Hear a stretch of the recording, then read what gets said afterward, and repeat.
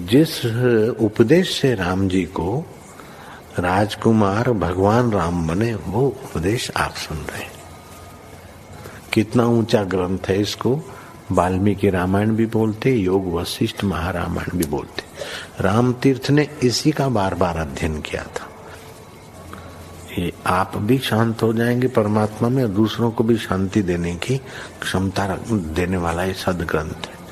इसको वेदांत का सिद्धांत ग्रंथ बोलते हैं। दूसरे होते प्रक्रिया ग्रंथ।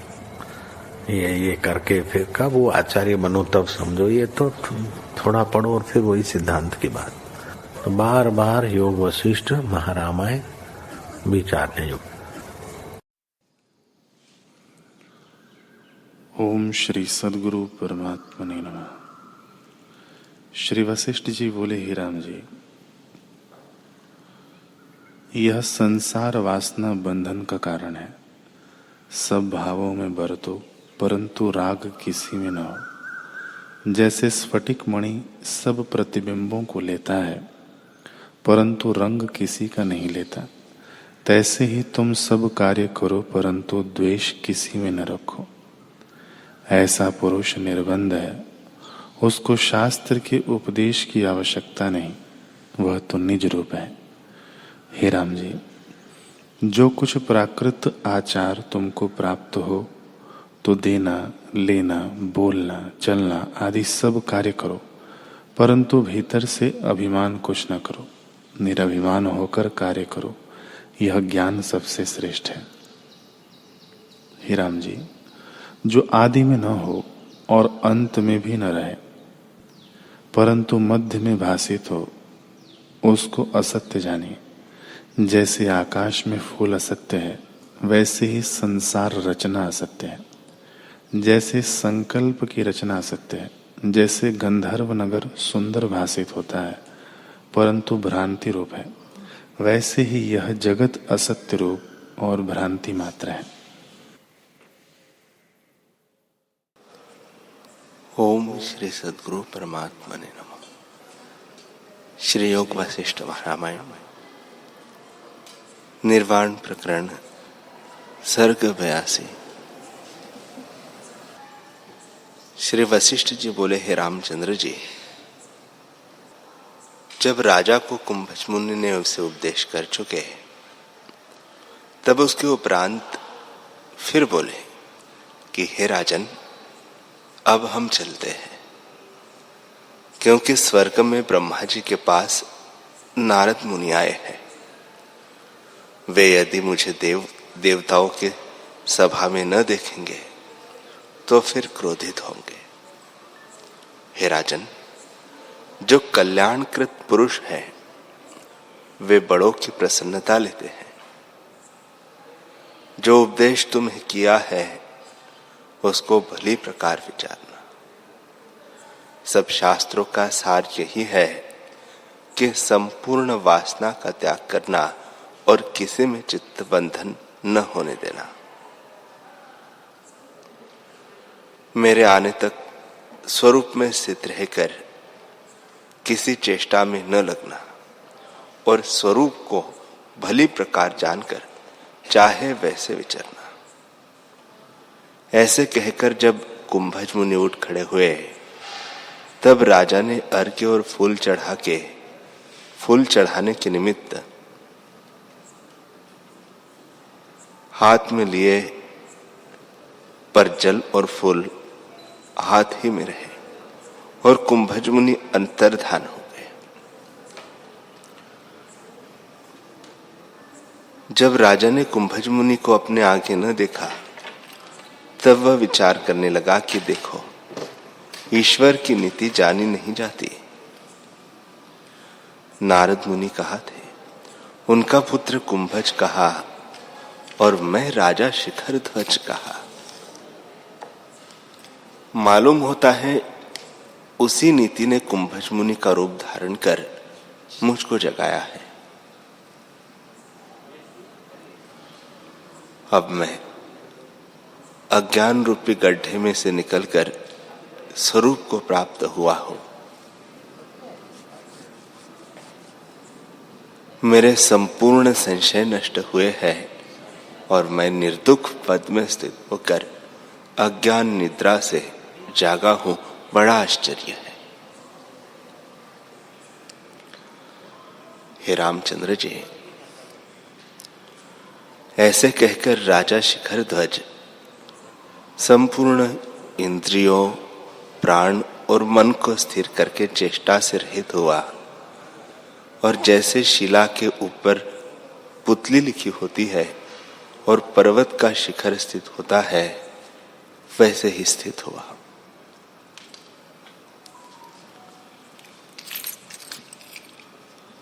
इधर चुड़ाला कुंभज रूप शरीर का त्याग कर और अपना सुंदर रूप धारण कर उड़े और आकाश को लांघ कर अपने नगर में आई।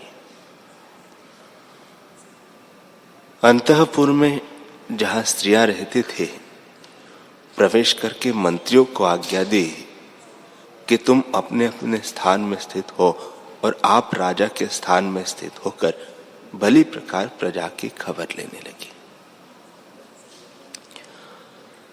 निदान 3 दिन रहकर फिर वहां से उड़ी और जहां वन में राजा था वहां पहुंची और कुंभज का रूप रखकर देखा कि राजा समाधि में स्थित है। इससे वह बहुत प्रसन्न हुई।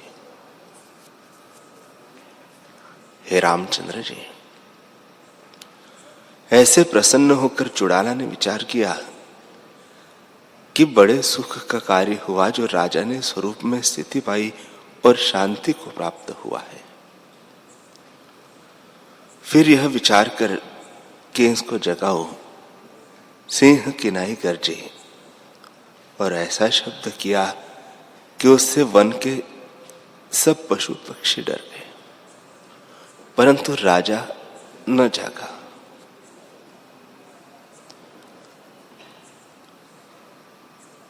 फिर उसे हाथ से हिलाया तो भी राजा न जागा। जैसे मेघ के शब्द से पर्वत का शिखर चलायमान नहीं होता, वैसे ही राजा चलायमान न हुआ और काष्ठ और पाषाण किनाई स्थित रहा। तब रानी ने विचार किया कि कहीं राजा शरीर को त्याग न दे, पर फिर विचारा कि जो राजा ने शरीर का त्याग किया हो तो मैं भी शरीर त्याग दूंगी। हे रामचंद्र जी, चुड़ाला ने शरीर न त्यागा, परंतु विचार करने लगी कि राजा और मुझको इकट्ठा शरीर त्यागना है। फिर विचार करने लगी कि इसका भविष्य क्या होना है। तब राजा के नेत्रों पर हाथ लगाया और देह से देह का स्पर्श कर देखा कि राजा के शरीर में प्राण है। फिर भविष्य का विचार किया कि इसका सत्व शेष रहता है, इससे जीवन मुक्त होकर राज्य में विचरेगा। राम जी ने पूछा, हे भगवान, तुमने कहा कि राजा काष्ठ और पाषाण किनाई स्थित हुआ और फिर कहा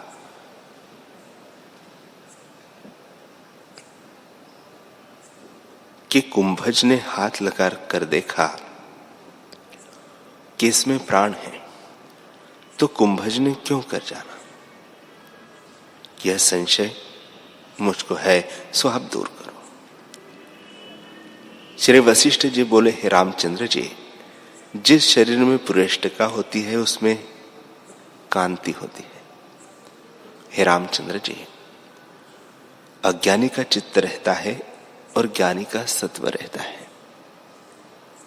जो प्रारब्ध के वेग से जगता है और ब्रह्माकार वृत्ति जगने से फिर शरीर पाता है।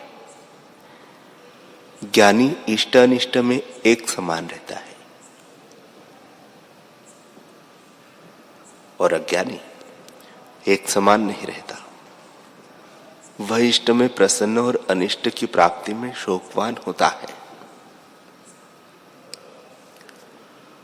हे रामचंद्र जी, ज्ञानी जब शरीर को त्यागता है तब ब्रह्म समुद्र में स्थित होता है, और जब तक सत्व शेष है तब तक चेतना काम करती है। अज्ञानी जब शरीर को त्यागता है तब उसमें सूक्ष्म संसार होता है। जैसे बीज में वृक्ष, फूल और फल सूक्ष्मता से स्थित होता है और काल पाकर निकलता है, उसी प्रकार राजा का सत्व शेष था, इस कारण फिर वह जगेगा। तब कुंभज रूप चुड़ाला ने विचार किया कि इसके भीतर प्रवेश करके जाओ, जो मैं न जगाऊंगी तो भी नियति से इसे जगना है। ऐसे विचार कर उसने अपने शरीर को त्यागा और चेतनता में स्थित हो चेतना को लेकर उसमें प्रवेश किया, और उसकी चेतनता का जो सत्व शेष था उसको फोड़ा और बड़ा क्षोभ हुआ। तब राजा वहां से हिला। तब आप निकल आई और अपने शरीर में प्रवेश किया। जैसे पखेरु आकाश में उड़ता है और फिर झोंझ में आकर प्रवेश करता है, वैसे वह अपने शरीर में आकर स्थित हुई और सामवेद का गायन मधुर स्वर से करने लगी। राजा यह सुनकर कि कोई सामवेद गाता है जागा और देखा कि कुंभज मुनि बैठे हैं। उन्हें देखकर वह बहुत प्रसन्न हुआ और फूल और जल चढ़ाकर बोला, हे भगवान, मेरे बड़े भाग्य है, मैं आपका दर्शन करके बहुत प्रसन्न हुआ। हे भगवान, कुल रूपी कुलाचल पर्वत है, उसमें जो देह रूपी वृक्ष है वह अब फूला है और तुमने इसको पावन किया है। हे भगवान, किसी की सामर्थ्यता नहीं कि तुम जैसे के चित्त में प्रवेश करे, जिसमें सर्वदा आत्मा का निवास है। उस चित्त में मेरी स्मृति हुई है, जिससे आपका दर्शन मैंने पाया। इससे मेरे बड़े भाग्य हैं। हे भगवान, अमृत रूपी वचनों से तुमने प्रथम मुझे पवित्र किया था और अब स्मरण करके मुझे और पावन किया है। कुंभज बोले, हे राजन, तुम्हारा दर्शन करके मैं भी प्रसन्न हुआ हूं और तुम्हारी जैसी प्रीति मैंने आगे किसी में नहीं देखी। हे राजन, तुम्हारे निमित्त मैं स्वर्ग से आया हूं। स्वर्ग के सुख मुझे भले न लगे और तुम बहुत प्रियतम हो, इसी से मैं आया हूं। अब मैं स्वर्ग को न जाऊंगा, तुम्हारे ही पास रहूंगा। राजा बोले, हे भगवान, जिस पर तुम जैसों की कृपा होती है उसको स्वर्ग आदि सुख भले नहीं लगते, तो तुम्हारी क्या बात है। यह वन है और यह झोपड़ी है, इसमें विश्राम करो। मेरे बड़े भाग्य है जो तुम्हारा चित्त यह लगता है। कुंभज बोले, हे राजन, अब तुम्हें शांति प्राप्त हुई है और संकल्प रूपी बीज नष्ट हुआ है। जैसे नदी के किनारे पर की बेली जल के प्रवाह से मूल समेत गिरती है, वैसे ही तुम्हारे संकल्प बीज नष्ट हुए हैं। अब तुम यथा प्राप्ति में संतुष्ट हो कि नहीं और ह्योपादेय से रहित हुए हो कि नहीं, और जो पाने योग्य पद है सो पाया है कि नहीं, अपना अनुभव कहो। राजा बोले, हे भगवान, तुम्हारी कृपा से अब मैं सबसे श्रेष्ठ पद पाया है। तुम्हारी कृपा से अब मैंने सबसे श्रेष्ठ पद पाया है। जहां संसार सीमा का अंत है। अब मुझे उपदेश का अधिकार नहीं रहा, क्योंकि मेरे संपूर्ण संशय नष्ट हुए हैं और हेयोपादेय से रहित हो। इससे सुखी विचरता हो। जो कुछ जानना चाहिए था सो मैंने जाना है। अब मुझको कोई संशय नहीं रहा और मैं सब ठोर तृप्त नित्य प्राप्त रूप आत्मा अपने निर्मल स्वभाव में स्थित सर्वात्मा और निर्विकल्प हूं।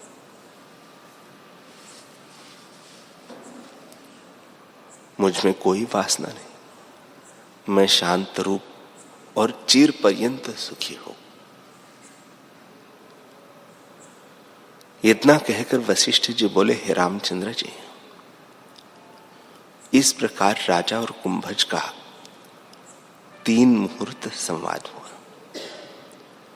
फिर उसके उपरांत दोनों उठ खड़े हुए और चले।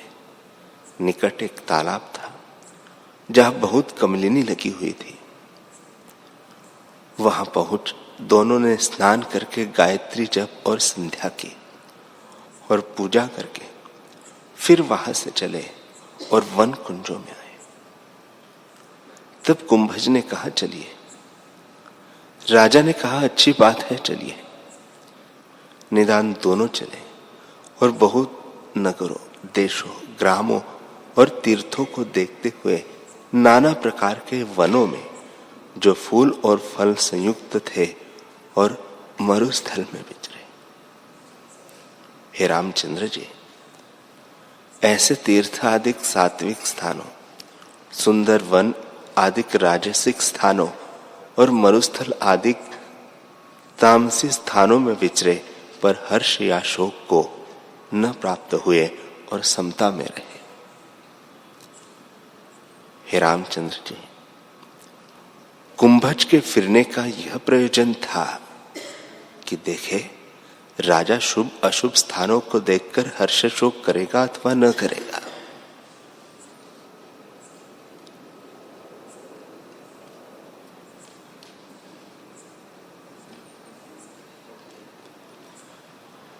पर राजा तो हर्ष शोक को न प्राप्त हुआ। फिर उन्होंने बड़े पर्वतों की कंदरा, वन कुंज और बड़े दुर्गम स्थान देखे और एक वन में जा रहे। कुछ काल में राजा और कुंभज एक ही से हो गए। दोनों इकट्ठे स्नान करें, एक ही से जप करें, एक ही से पूजा करें। दोनों एक से श्रद्ध हुए। किसी ठोर वे शरीर में भस्म लगाते, किसी ठोर चंदन का लेप करते, किसी ठोर शरीर में भस्म लगाते, किसी ठोर दिव्य वस्त्र पहनते, किसी ठोर केले के पत्तों पर सोते, किसी ठोर फूलों की शैया पर और कभी कष्टदायक स्थानों में शयन करते। हे रामचंद्र जी,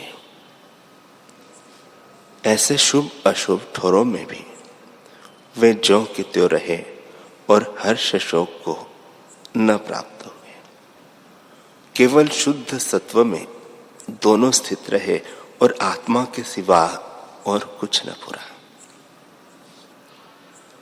एक बार रानी के मन में विचार हुआ कि यह मेरा भर्ता है, मैं इसको भोगूं, क्योंकि हमारी यही अवस्था है। जो भले कुल की स्त्री है वे भर्ता को प्रसन्न रखती है। राजा का शरीर भी देवता का सा हो गया है और स्थान भी शुभ है। जब तक शरीर है तब तक शरीर के स्वभाव भी साथ है। फिर विचार किया कि राजा की भी परीक्षा करो कि क्या कहता है। इतना विचार कर कुंभज ने कहा, हे राजन, अब हम स्वर्ग में जाते हैं, क्योंकि चैत्र शुक्ल प्रतिपदा को ब्रह्मा जी ने सृष्टि उत्पन्न की है। इसी दिन वर्ष उत्सव होता है और वहां नारद मुनि भी आवेंगे। मेरे आने तक तुम समाधि में रहना। जब समाधि से उतरो तो फूलों को देखना। ऐसे कहकर उसने फूलों की मंजीरी राजा को दी और राजा ने भी कुंभज को फूल की मंजीरी दी। जैसे नंदनवन में स्त्री भर्ता को हाथ में दे और भर्ता स्त्री के हाथ में दे, वैसे ही परस्पर दोनों ने दी। फिर कुंभज आकाश को उड़ा और जैसे मेघ को मोर देखता है वैसे ही राजा देखता रहा। जहां तक राजा की दृष्टि जाती थी वहां तक रानी ने कुंभज का शरीर रखा और जब दृष्टि से अगोचर हुई तब फूलों की माला जो गले में थी तोड़कर राजा को ऊपर डाल दी और चुड़ाला का शरीर धारण कर आकाश को लांघ अपने अंतःपुर में पहुंची।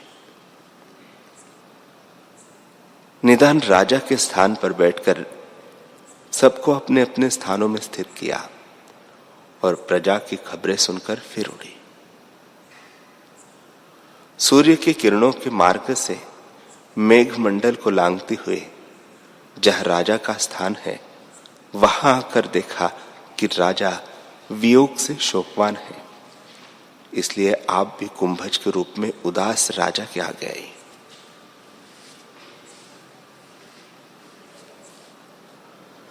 राजा ने कहा, हे भगवान, तुमको कैसे शोक कैसे हुआ है? ऐसा कौन कष्ट तुमको मार्ग में हुआ है?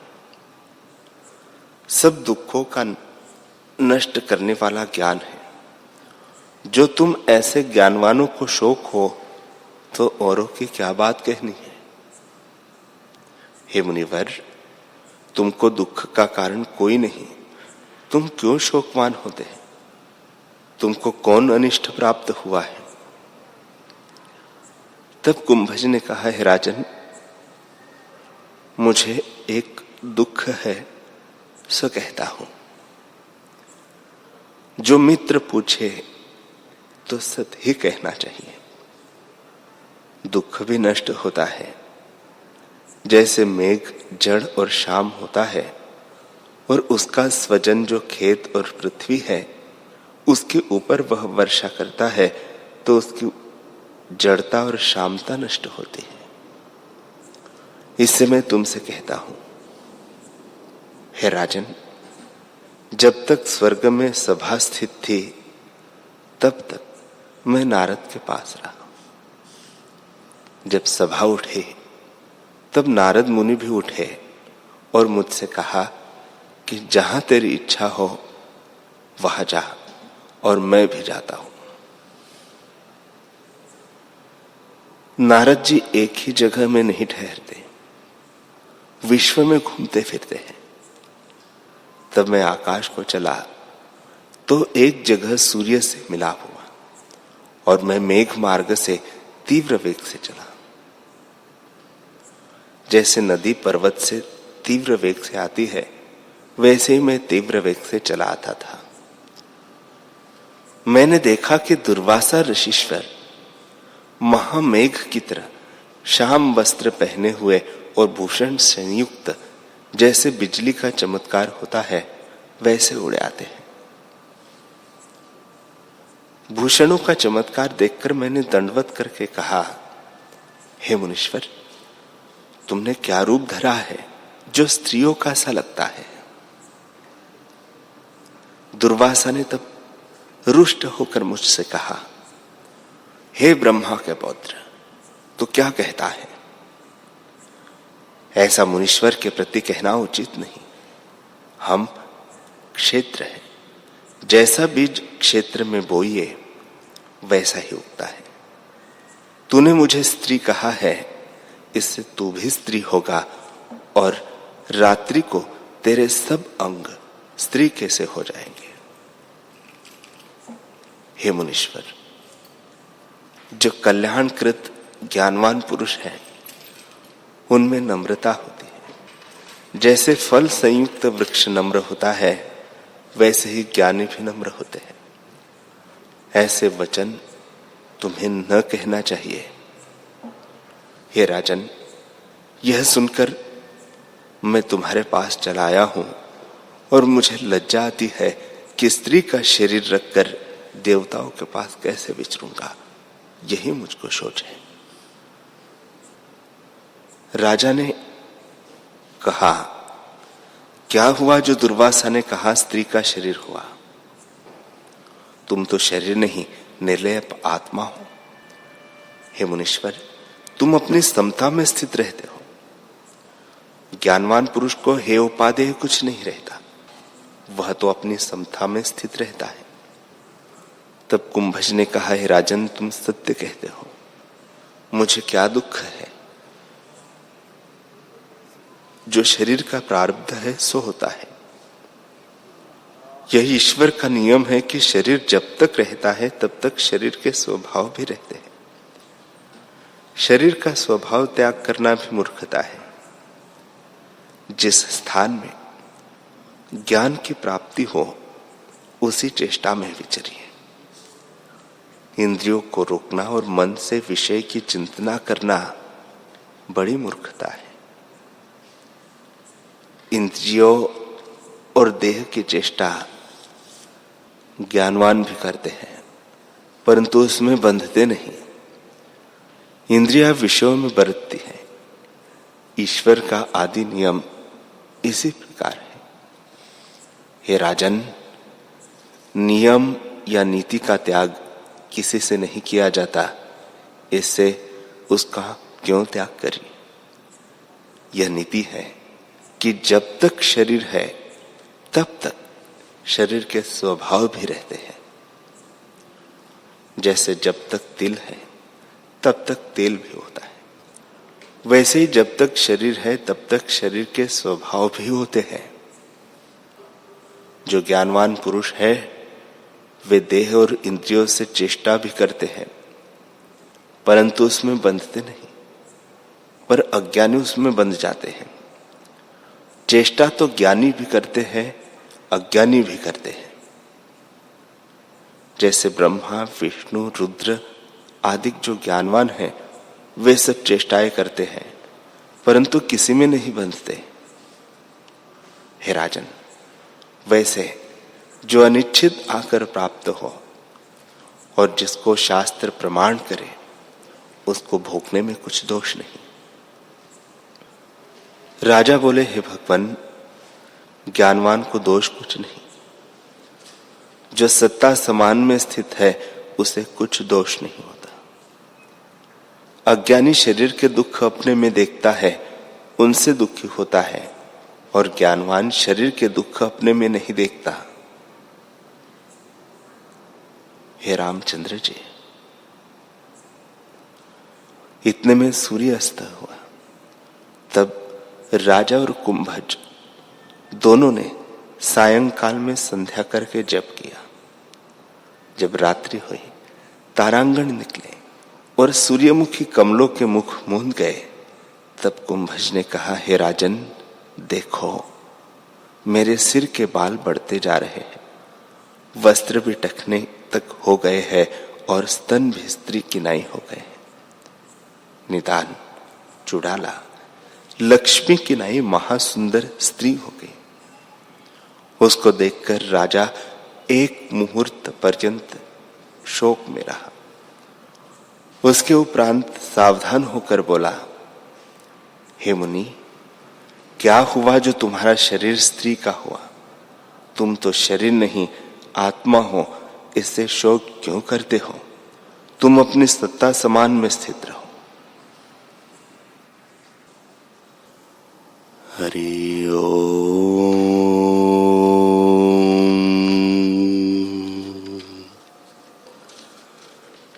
हरि ओम।